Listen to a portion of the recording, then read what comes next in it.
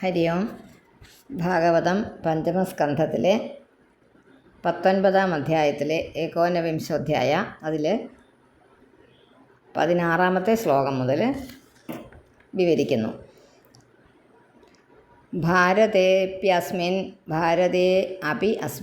ഭാരതേപ്യസ്മിൻ വർഷേ സരിത് ശൈല എന്ന ഒന്നിച്ച് ശരിശൈല സന്ധി ബഹവോ മലയോ മംഗളപ്രസ്ഥോ മൈനാക ത്രികൂട ആണ്. മൈനാകസ്ത്രികൂട മൈനാക ത്രികൂട എന്നാണ്. മൈനാക ത്രികൂട വെട്ടിക്കളഞ്ഞേര്.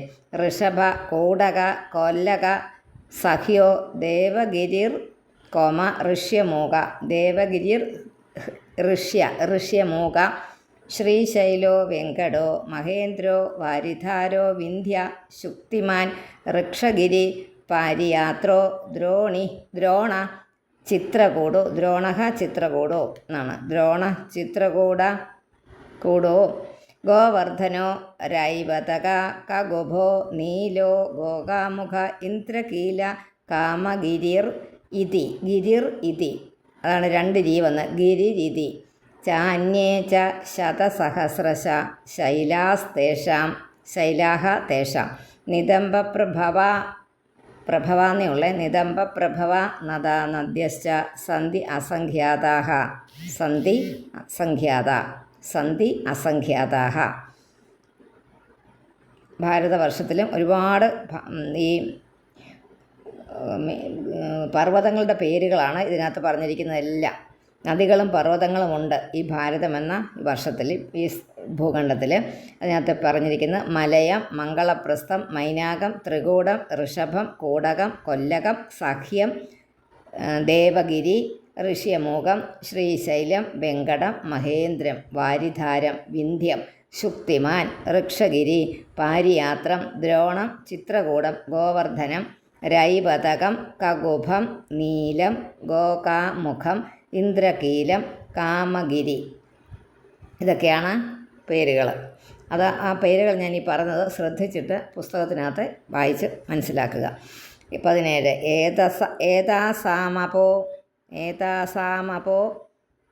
ഏതാസാം അപോ ഭാരത്യ പ്രജാ നാമഭിരേവ പുനന്ദീനാം ആത്മന എന്നാണ് വാക്ക്. പുനന്ദീനാം ആത്മന ച ഉപസ്പൃശന്തി. 18 അപ ആ വാക്കുകളെ ഏതാസാം അപ ആണ്. ഏതാസാം അപോ എന്നുമായത്. ഏതാസാം അപോ അത് അങ്ങനെ തന്നെ വായിക്കണേ. ഏതാസാം അപോ എന്ന് വായിച്ചോളൂ, അപ്പം തെറ്റത്തില്ല. ഏതാസാം അപോ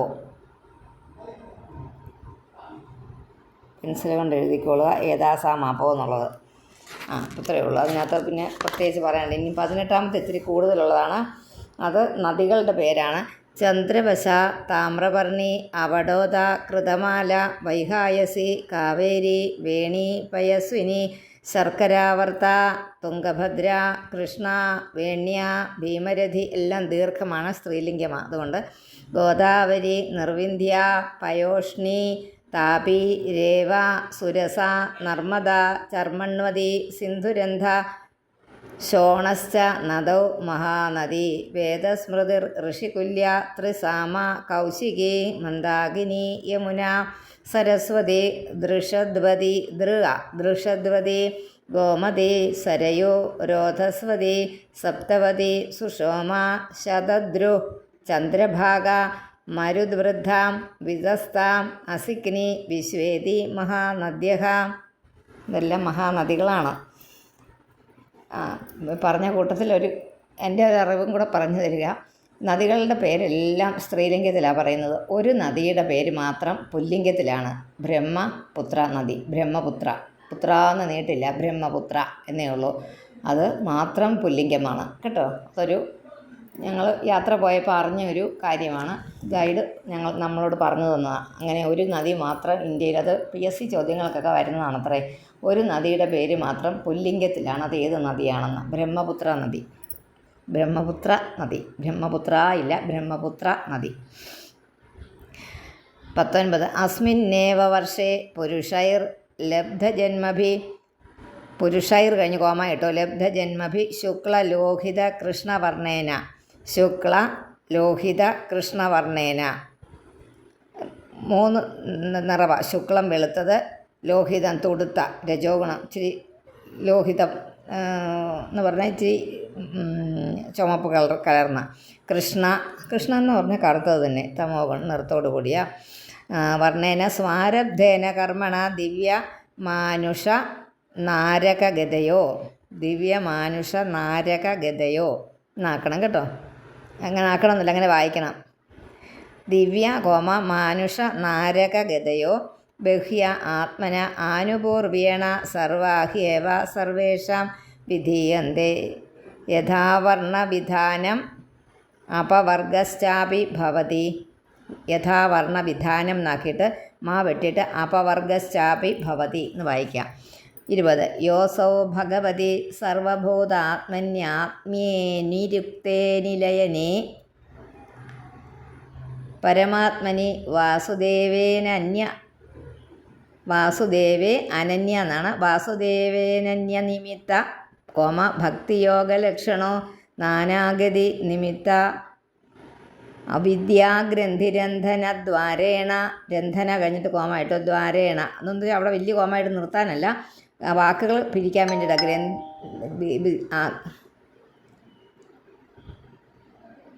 അവിദ്യാഗ്രന്ഥി എന്നാണ് ആ വാക്ക്. അവിദ്യാഗ്രന്ഥി രന്ധനദ്വാരേണ യഥാ ഹി പുരുഷ പ്രസംഗ യോസൗ ഭഗവതി സർവഭൂതാത്മനി. യോസൗ ഭഗവതി സർവഭൂതാത്മനി. ആത്മനി നാക്കുക. ആത്മനി അനാത്മ്യേ അനിരുക്തേ. ഇത് വേറെ കടലാസിൽ എഴുതി വെക്കണം. നിങ്ങൾ വേറെ ഒരു കടലാസിൽ എഴുതിയാൽ താൽക്കാലികമായിട്ട് ഒരു കടലാസിൽ എഴുതി വെച്ചിട്ട് അതൊന്ന് പ്ലസ് ഇട്ട് വായിക്കുമ്പോൾ നമുക്ക് തെറ്റാതിരിക്കും. ഇത്രയും ചെയ്യുക. സർവഭൂതാത്മനി എന്നാക്കുക. അത്രയും ആക്കിയില്ലേ. പിന്നെ അനാത്മയെന്ന് വായിക്കണം. ആത്മനി എന്ന് കഴിഞ്ഞപ്പോൾ ഇഞ്ഞയുടെ പോയി. ന്യാ എന്നുള്ളത് വന്നില്ല, ഈന്ന് വന്നില്ലേ. അപ്പോൾ പിന്നെ ന്യാന്ന് വരേണ്ടത് ഇവിടെ കിടപ്പില്ലേ. അനാത്മേനി രുക്തേനി ലയനേ എന്ന് വായിച്ചാലും കുഴപ്പമില്ല. അനാത്മേനി രുക്തേനി അനിലേനെ എന്നാണെങ്കിൽ അതും അങ്ങനെയൊന്നും വായിക്കാൻ പറ്റിയില്ലെങ്കിലും അവിടെ നിർത്തണം. സർവഭൂതാത്മനി അല്ലെങ്കിൽ അത് തെറ്റും. സർവഭൂതാത്മനി അനാത്മ്യേ അനിരുക്തേ അനിലയനേ പരമാത്മനി വാസുദേവേ അനന്യനിമിത്ത ഭക്തിയോഗലക്ഷണോ നാനാഗതി നിമിത്ത അവിദ്യ. നാനാഗതി നിമിത്ത കഴിഞ്ഞിട്ട് അത്താഴ ദീർഘമില്ലേ അത് വെട്ടിയിട്ട് അവിദ്യ എന്നെഴുതുക. അവിദ്യാഗ്രന്ഥിരന്ധന ദ്വാരേണ യഥാഹി പുരുഷ പ്രസംഗ. വായിക്കുമ്പോൾ ഞങ്ങൾ വായിച്ചോളാം ഓർത്തിട്ട് വായിക്കാൻ പറ്റത്തില്ല, തെറ്റും അവിടെ. അതുകൊണ്ട് കോമ ഇടേണ്ടടുത്തും എഴുതേണ്ടടുത്ത് എഴുതിയും വെക്കുക. ഏതദേവ ഹി ദേവാ ഗായന്തി അഹോ അമേഷാം കിമകാരി ശോഭനം പ്രസന്ന യേഷാം സ്യുതുത സ്വയം ഹരിഹി. യൈർജന്മലബ്ധം നൃഷു ഭാരതാജിരേ മുകുന്ദസേവ ഔപയികം സ്പൃഹാഹി നഹ. അഹോ ആശ്ചര്യം. അമീഷ കിം ശോഭനം. അകാരി എന്തൊരു നല്ല കർമ്മമാണോ ചെയ്യപ്പെട്ടത്. ഉദ യേഷാം അല്ലെങ്കിൽ ഇവരുടെ നേരെ ഹരി സർവ്വപാപങ്ങളെയും തീർക്കുന്ന ഭഗവാൻ. ഹരി ഇല്ലാതാക്കുന്നവൻ എന്നുള്ള അർത്ഥത്തിൽ. എന്നാൽ എന്തില്ലാതാക്കുന്നത്? പാപങ്ങളെയല്ല. സ്വയം പ്രസന്നസ്വിത് തന്നെ പ്രസാദിച്ചുവോ. ഭാരതഖണ്ഡത്തിൽ നൃഷു മനുഷ്യരിൽ മുകുന്ദ സേവ ഔപയികം. മുകുന്ദ സേവ ഔപയികം ഭഗവാന്റെ സേവയിൽ ഉപയോഗിക്കുന്നതായ ജന്മലബ്ധം ജന്മം കിട്ടിയല്ലോ നമുക്ക്. എന്നാൽ ഞങ്ങൾക്ക് സ്പൃഹ അതിൽ താല്പര്യം. ഹരിയോ. നമുക്കതിനകത്ത് ഭഗവാനെ പൂജിക്കാനുള്ള അവസരം കിട്ടിയല്ലോ, നമുക്കത് പഠിക്കാനുള്ള അവസരം കിട്ടിയല്ലോ. അത് വലിയൊരു കാര്യം. ഇതിനകത്ത് ജീവിക്കാൻ പറ്റിയല്ലോ എന്ന് തന്നെ ഒരു കാര്യം. അത് ഭഗവാനെക്കുറിച്ച് അറിയാൻ പറ്റിയല്ലോ ഇവിടെ ആയതുകൊണ്ട് ഭഗവാനെക്കുറിച്ച് പഠിക്കാൻ പറ്റിയല്ലോ. അത് പ്രത്യക്ഷ കൃഷ്ണേവഹി ഭഗവതം എന്നുള്ള ആ പുസ്തകത്തിൽ കൂടി നമ്മൾ പോയിക്കൊണ്ടിരിക്കുക. ചെറിയൊരു കാര്യമല്ല, എല്ലാവരും ഓർക്കുക. എല്ലാവർക്കും സാധിക്കുന്നില്ല. നമ്മൾക്കറിയാവുന്നതിൽ എത്ര പേര് ഹിന്ദുക്കളായിട്ടുള്ളവർക്ക് ഈ കാര്യങ്ങളൊക്കെ അറിയാം. ഈ പുസ്തകം എന്ന് പറഞ്ഞൊരു ഉണ്ടെന്നറിയാം. ഈ പുസ്തകം ഒന്നെടുത്ത് വെച്ച് വായിക്കാൻ പറ്റുക എന്ന് പറഞ്ഞാൽ സാധാരണക്കാരായ നമ്മളെ സംബന്ധിച്ചൊരു വലിയ കാര്യമാണ്. നമ്മൾ വലിയ വൈജ്ഞാനികരൊന്നും അല്ല, വലിയ വിജ്ഞാനവും അറിവും വിദ്വാൻമാരും ഒന്നുമല്ല, സാധാരണ ആൾക്കാരാണ് നമ്മളെല്ലാവരും.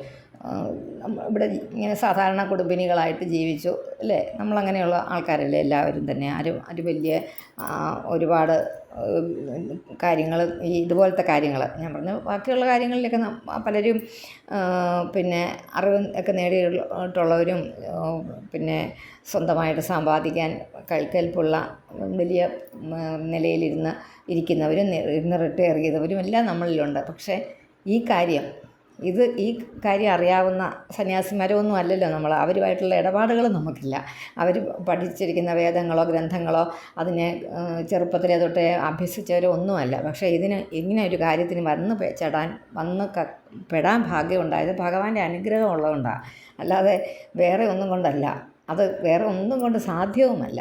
ഒട്ടും വേറെ എന്ത് നമ്മൾ വിചാരിച്ചാലും, നമ്മൾ സമയം ഉണ്ടാക്കിയാലും, നമ്മൾ പുസ്തകങ്ങളൊക്കെ വാങ്ങിച്ച് വെച്ചാലും, നമ്മൾ പഠിക്കാൻ ഒരു ഗുരുവിനെ കണ്ടെത്തിയാലും തന്നെ ആ പഠിക്കാൻ നിങ്ങൾക്ക് ഭാഗ്യമുണ്ടെങ്കിലേ, ഈശ്വരൻ്റെ അനുഗ്രഹമുണ്ടെങ്കിലേ ഇത് പഠിക്കാൻ പറ്റൂ. അതെനിക്ക് വളരെ വളരെ ഒരുപാട് ഉദാഹരണങ്ങൾ എൻ്റെ മുമ്പിൽ കൂടി കടന്നു പോയിട്ടുണ്ട്. അതുകൊണ്ടാണ് ഞാൻ അങ്ങനെ ബലമായിട്ട് ഉറപ്പിച്ച് പറയുന്നത്. അതിന് ഭഗവാന്റെ ഒരു കാരുണ്യവും കൂടെ വേണം. അതല്ലെങ്കിൽ നമുക്കിതിന് സാധിക്കുകയില്ല.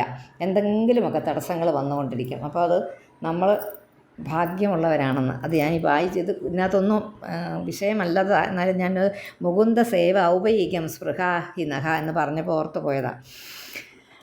22 കിം ദുഷ്കരൈർന ക്രതുഭിസ്തപോവ്രതൈർ ദാനാദിഭിർവാ ദ്യുജയേന ഫൽഗുന നയത്ര നാരായണപാദ പങ്കജസ്മൃതി പ്രമുഷ്ടാതിശയേന്ദ്രിയോത്സവാത് ഇന്ദ്രിയോത്സവാതെന്ന് വായിച്ചോണം. അപ്പം അതിശയേന്ദ്രിയോത്സവാത് അതിശയമായ ഇന്ദ്രിയ സുഖത്താൽ പ്രമുഷ്ടാതിശയ എന്ന് വായിച്ചിട്ട് പ്രമുഷ്ടാതിശയ ഇന്ദ്രിയോത്സവാതെന്ന് വായിക്കുക. അപ്പം നമുക്ക് ആ ഒക്കെ അവിടെ വലിയ ബുദ്ധിമുട്ടില്ലാതെ വായിക്കാം. എന്ന് അതിശയ ഇന്ദ്രിയോത്സവാത്. 23 കൽപ്പായുഷാം സ്ഥാനജയാത് പുനർഭവാ ദക്ഷിണായുഷാം ഭാരതഭോജയോ വരം ക്ഷണേന മർത്യേന കൃതം മനസ്വിന സന്യസ്യ സംയാന്ത്യഭയം പദം ഹരേ.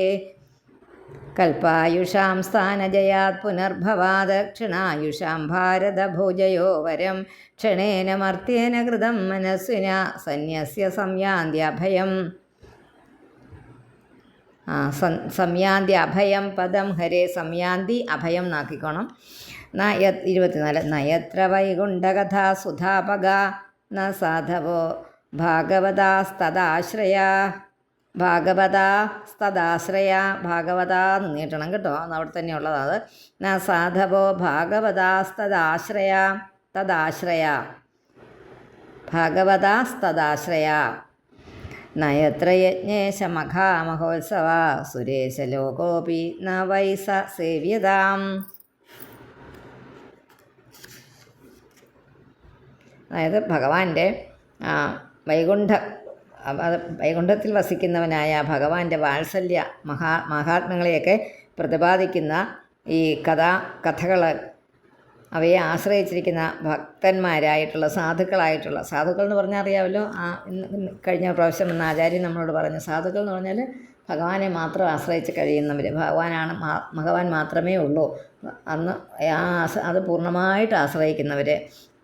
അതുപോലെ ഭഗവാനെ സ്നേഹിക്കുന്നവർ, അദ്ദേഹം ആ വാക്ക് ഉപയോഗിച്ച് സ്നേഹിക്കുകയാണ്. ഭഗവാനെ സ്നേഹിക്കുന്നവർ, ഭഗവാന്റെ പൂജകളും സങ്കീർത്തനങ്ങളും ഒക്കെ ആലപിക്കുന്ന ജ്ഞാനയജ്ഞങ്ങളും ഇതൊക്കെ എവിടെയൊക്കെ ഉണ്ടോ അവിടെ ആ സ്ഥലത്തൊക്കെ അതിനെ അങ്ങനെ അവിടെ പിന്നെ വേറെ പല സ്വർഗങ്ങളും പിന്നെ നമുക്ക് ഒരുപാട് ബ്രഹ്മലോകം അങ്ങനത്തെ കാര്യങ്ങളെല്ലാം ഉണ്ടല്ലോ, അവിടെയൊക്കെ കിട്ടും, ചന്ദ്രലോകം അങ്ങനെ കിട്ടുമെന്ന് പറയും നമ്മൾ മരിച്ചു കഴിഞ്ഞാലൊക്കെ. എന്നാൽ അങ്ങനെയുള്ളതൊന്നും ഈ അറിവുള്ളവർ ജ്ഞാനികളായിട്ടുള്ള ആൾക്കാരെ ആശ്രയിക്കാൻ പാടില്ല. ഭഗവാനെ മാത്രം ആശ്രയിക്കുക, വേറെ ഒന്നിലോട്ടും പോകരുതെന്ന് ധ്വനി. ഇത്രയേ ഉള്ളൂ. 25 പ്രാപ്ത നൃജാതിം ത്വിഹ യേ ച ജന്തവോ പ്രാപ്ത നൃജാതിം ത്വിഹ യേ ച ജന്തവോ ജ്ഞാനക്രിയാ ദ്രവ്യകലാപ സംഭൃതാം. വാക്കങ്ങനെയാണ്. കലാപ കഴിഞ്ഞ് കോമായിട്ടോ സംഭൃതാം. നവൈ യഥേരൻ അപുനർഭവായതേ. നവൈ യഥേരൻ അപുനർഭവായതേ. നവൈ യഥേരൻ എഴുതുക. യഥേരൻ അപുനർഭവായ തേ ഭൂയോ വനൗക ഇവ യാന്തി ബന്ധനം. ഒന്നും പറയാൻ തിരുത്താനില്ല, ഒരെണ്ണമേ ഉള്ളൂ. യൈ ശ്രദ്ധയാ ബർഹിഷി ഭാഗശോ ഹവിർ നിരുക്തം ഇഷ്ടം വിധിമന്ത്ര വസ്തുതഃ. വിധിമന്ത്ര കഴിഞ്ഞ് വസ്തുതഃ. ഏകപൃഥങ് കോമ നാമഭിരാഹുതോ മുദ ഗൃഹ്ണാതി പൂർണ്ണ സ്വയമാശിഷാം പ്രഭോ. യൈ ശ്രദ്ധയാ ബർഹിഷി ഭാഗശോ ഹവിർ നിരുക്തമിഷ്ടം വിധിമന്ത്രവസ്തുതഃ ഏകപൃഥങ് നാമഭിരാഹുതോ മുദ ഗൃഹ്ണാതി പൂർണ്ണ സ്വയമാശിഷാം പ്രഭോ. സത്യം ദിശത്യർത്ഥിതം. സത്യം ദിശത്യർത്ഥിതം അക്കില്ലേ, അർത്ഥിതം എന്നിട്ട് മാ വെട്ടിയിട്ട് അർത്ഥിതോ നൃണാം നൈവാർത്ഥതോ യത് പുനരർത്ഥിത യതഃ സ്വയം വിധത്തെ ഭജതാം അനിച്ഛതാം പൂജ്യം ഇടുക അവിടെ. പിന്നെ മീ വെട്ടിയിട്ട് ഇച്ഛാപിധാനം ഇച്ഛാപ്പിന്നുള്ള ഇച്ഛാപിധാനം നിജപാദപല്ലവം.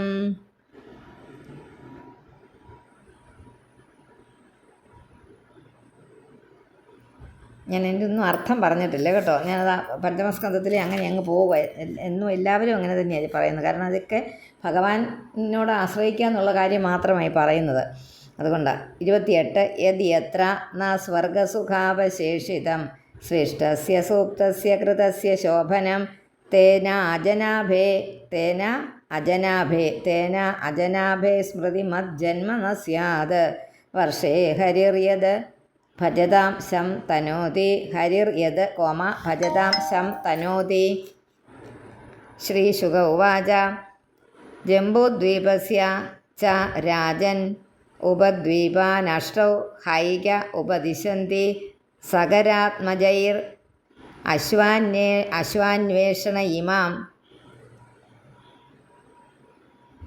രാജൻ ഉപദ്വീപാൻ ജംബൂദ്വീപസ്യ ച രാജൻ ഉപദ്വീപാൻ. പിന്നെ അഷ്ടൗ നഷ്ടവും അല്ല, ദ്വീപാൻ എന്ന് എഴുതി, അപ്പോൾ പിന്നെ അഷ്ടവേ ഉള്ളത്. അഷ്ടൗ ഹൈക ഹി ഏകയാ ഹൈക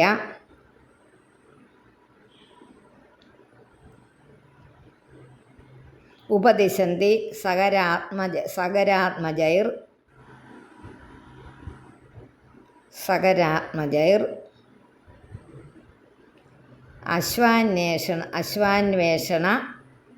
അശ്വാന്വേഷണ ഇമാം മഹീം പരിതോ